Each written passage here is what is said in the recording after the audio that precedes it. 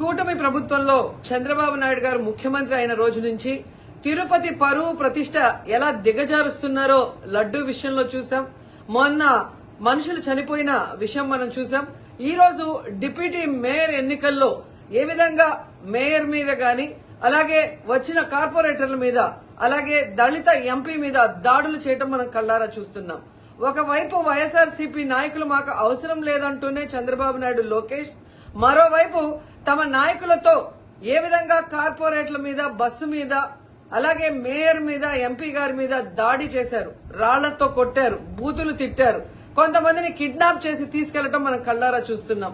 ఇవన్నీ కూడా పోలీసులు చూస్తుండగానే వాళ్ళ ప్రేక్షక పాత్ర వహించినప్పుడే జరగటం అనేది ఈ రాష్ట్రంలో లా అండ్ ఆర్డర్ ఎంత ఘోరంగా ఫెయిల్యూర్ అయిందో మనకు అర్థమవుతుంది.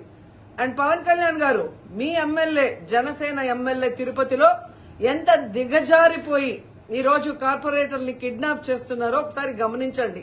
నిజంగా మీరు చెప్పుకున్నట్టు చంద్రబాబు నాయుడు, లోకేష్, పవన్ కళ్యాణ్ మాకు 93% సీట్స్ వచ్చినాయి మొన్న ఎమ్మెల్యే ఎంపీ ఎలక్షన్ లో అన్నారు.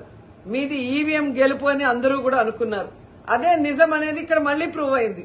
ఎందుకంటే నిజంగా ప్రజల ఓట్లతో మీరు 93% సీట్లు సంపాదించుంటే ఈ రోజు ఒక డిప్యూటీ మేయర్ పోస్ట్ కి ఇంత రాద్ధాంతం చేసి ఈ విధంగా రౌడీజం, గుండాయిజం చేసి కిడ్నాప్ చేయాల్సిన అవసరం ఉందా అని నేను అడుగుతున్నా.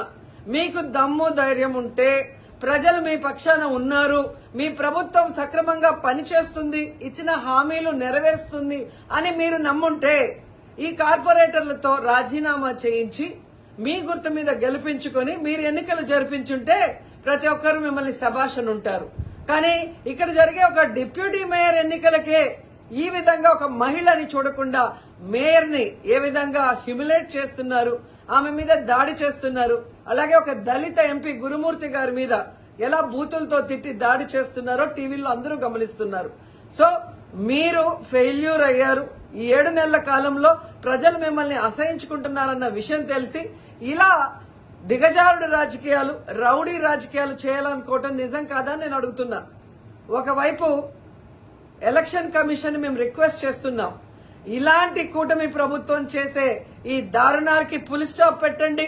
ఎవరైతే ఈ రోజు దాడి చేశారు, బూతులు తిట్టారు, కిడ్నాప్ చేశారో ఆ తెలుగుదేశం, జనసేన నాయకులందరూ కూడా టీవీల్లో కనిపిస్తున్నారు. వాళ్ళందరినీ కూడా అరెస్ట్ చేసి వాళ్ళకి పనిష్మెంట్ ఇవ్వాలి. అలాగే ఎన్నికలు, డిప్యూటీ మేయర్ ఎన్నికల్ని ప్రజాస్వామ్యబద్దంగా నిర్వహించాలని ఈసీని డిమాండ్ చేస్తున్నాం.